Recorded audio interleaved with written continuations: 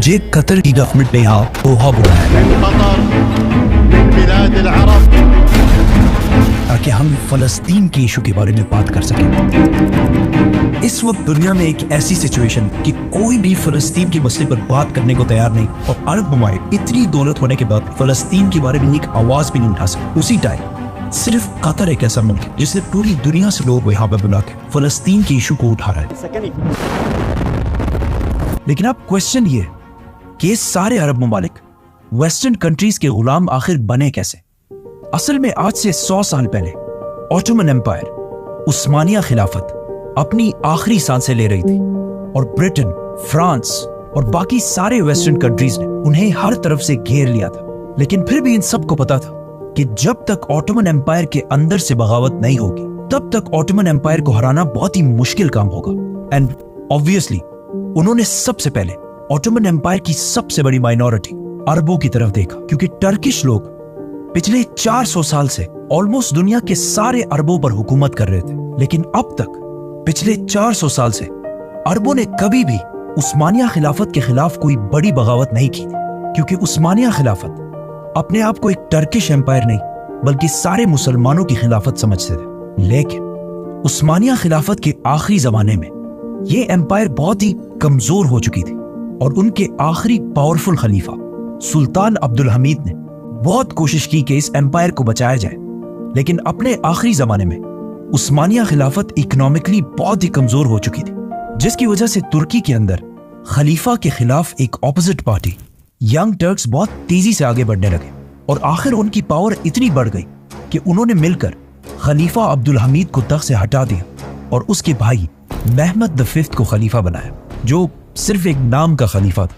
और पावर्स उसके पास कुछ भी नहीं थे। सारी पावर सिर्फ और सिर्फ यंग टर्क्स के पास थी, जो बिल्कुल एक एंटी इस्लामिक और नेशनलिस्ट पार्टी थी। मतलब उनका मानना था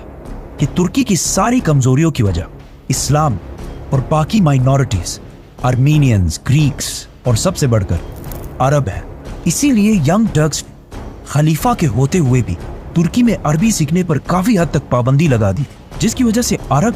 और तुर्कों के दरमियान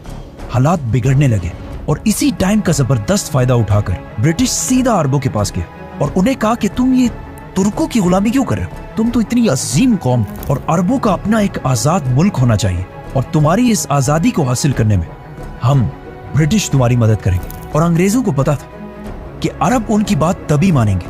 जब उनके पास अरबों में से ही एक बहुत स्ट्रॉन्ग लीडर मौजूद हो, और जब वो लीडर ऑटोमन एम्पायर के खिलाफ बगावत करे तभी सारे अरब हमारी बात मानेंगे। और कुछ ही अरसे में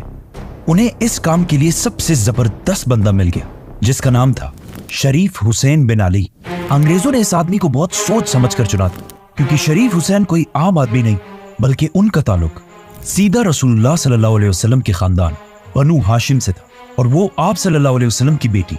फातिमा के बेटे हसन रज़ियल्लाहु तआला अन्हु की औलाद में से थे। और सिर्फ यही नहीं बल्कि शरीफ हुसैन का खानदान बनु कतादा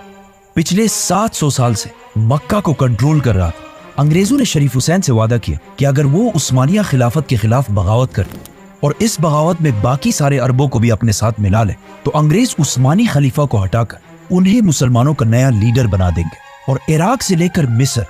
इजिप्ट तक ये सारा इलाका उनके हवाले कर देंगे। ये सारी बातें जब शरीफ हुसैन ने मक्का के लोगों को बताई तो मक्का के लोगों ने उन्हें फुल सपोर्ट किया, और इस तरह खिलाफत उस्मानिया के खिलाफ अरबों की सबसे पहली बगावत मक्का से शुरू हुई, और आहिस्ता आहिस्ता बहुत तेजी से फैलती गई। ये सब 1916 में वर्ल्ड वॉर 1 के दरमियान हो रहा था। मतलब ऑटोमन एम्पायर एक ही टाइम पर रशिया, ब्रिटिश, फ्रांस, ग्रीस, इन सारों से एक साथ लड़ रहा था, और अब उसे अरबों से भी लड़ना था। और अरबों के साथ ब्रिटिश जैसे पावरफुल सुपर पावर की सपोर्ट भी थी, और अरबों को सपोर्ट करने के लिए उन्होंने अपना एक बहुत ही इंपॉर्टेंट एजेंट भी भेजा था, जिसे आज लॉरेंस ऑफ अरेबिया के नाम से जाना जाता है। As Lawrence of Arabia. Lawrence of Arabia. अरबों की ये बगावत इस हद तक ब्रिटिश कंट्रोल कर रहा था कि लॉरेंस ऑफ अरेबिया, ब्रिटिश के एक आर्म से एजेंट ने सबसे पहले अरब पहुंचकर शरीफ हुसैन के तीनों बेटों का इंटरव्यू किया कि इन तीनों में से अरबों की इस बगावत को कौन लीड करेगा, और फिर इन तीनों में से उसने फैसल को चुना, क्योंकि उसे लगा कि फैसल में ब्रिटिश का वफादार रहने का सबसे बड़ा पोटेंशियल है। इस तरह कुछ ही सालों में फैसल ने ब्रिटिश की मदद से ऑटोमन एम्पायर से ये सारे इलाके छीन लिए, और अब 1918 में जब वर्ल्ड वॉर 1 खत्म होने वाली थी उस्मानिया खिलाफत, जो एक जमाने में इतनी बड़ी एम्पायर थी, अब सिर्फ इतनी सी रह गई। अब मिशन पूरा हो चुका था और जैसा कि अंग्रेजों ने वादा किया था, उन्हें शरीफ हुसैन को नया लीडर मान लेना चाहिए था। लेकिन अंग्रेजों ने शरीफ हुसैन से किए सारे वादे तोड़ दिए और आपस में बैठकर बेल्फोर डिक्लेरेशन साइन की, जिसमें अरब के अंदर यहूदियों के लिए इजराइल बनाने का क्लियर प्लान था। यह देखकर शरीफ हुसैन को ब्रिटिश पर बहुत गुस्सा आया और उन्होंने फलस्तीन में इजराइल बनाने की सख्त मुखालफत की। अब यहां से हालात बिल्कुल चेंज हो गए, क्योंकि पहली बार शरीफ हुसैन और ब्रिटिश एक दूसरे के सामने आए और इनकी दोस्ती आहिस्ता आहिस्ता दुश्मनी में बदल गई। इस सब से कुछ ही अरसे बाद और आज से एग्जैक्टली 100 साल पहले 1924 में मुस्तफा कमाल अतातुर्क की लीडरशिप तुर्कों ने उस्मानिया खिलाफत खत्म कर दी और आखिरी खलीफा सुल्तान अब्दुल मजीद को तुर्की से निकाल दिया। मतलब अब पहली बार दुनिया में कोई भी खलीफा नहीं था, जिसकी वजह से शरीफ हुसैन बिन अली ने अपने आप को मुसलमानों का नया खलीफा डिक्लेयर कर दिया, क्योंकि अब इस सारे इलाके में वही सबसे पावरफुल मुसलमान रह गया था। नाउ